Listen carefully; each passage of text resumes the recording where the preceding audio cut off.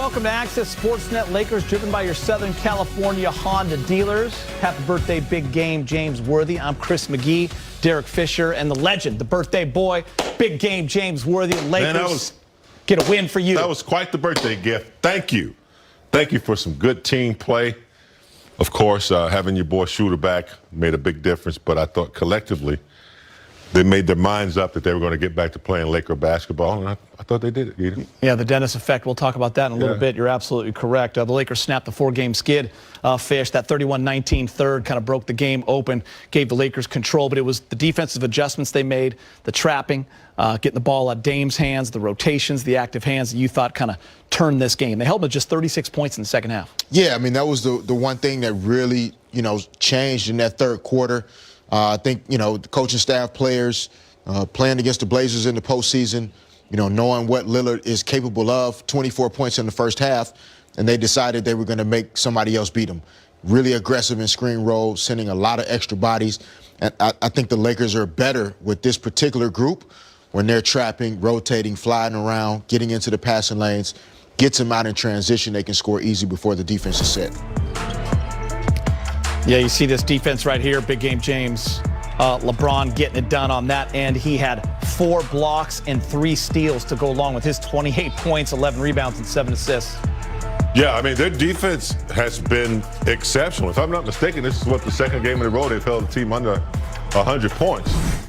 I believe they've been doing that. So, yeah, I mean, the defense has not been the problem. I think they had a more collective effort tonight. Yeah. Fish pointed out what they did in the third quarter, made the adjustments. And so, yeah, I mean, the defense, steals, getting out on fast break, started the game early for them. Held Dame to just 11 in the second half. Let's go back to Staples. Alex Caruso's with Mike Trudell. All right, Alex Caruso, it really seemed like you guys broke this losing streak with defense, and I got to ask you about LeBron, 4 blocks, 3 steals. What did you see from him setting the tone on that end? Yeah, we just try to get back to doing what we do best. For a long stretch in the season, we were the best defensive team in the league, and we took a step back from that for whatever reason, whether it was discipline, focus, energy. We really just tried to come out here and put together a full effort because we know what this team is capable of, especially Dame. You saw he had 25 in the first half. So, LeBron's our leader. He always leads by example. And, he's still the best basketball player in the world when he... By the way, Alex, it looked like you had a little collision there with LeBron. How'd that one feel? Yeah, that one hurt a little bit. I tried to get skinny and just toss him the ball, and he tried to shake me, and I'm just glad we didn't turn it over because it was late in the game. But I'll take the win. I don't care if he runs me over every game as long as we win. Fair enough. Hey, look, you guys had a plan against Damian Lillard in the postseason last year in round 1. Just wondered how much of that you incorporated tonight, especially without McCollum there in the backcourt. Yeah, he's one of the best players in the league.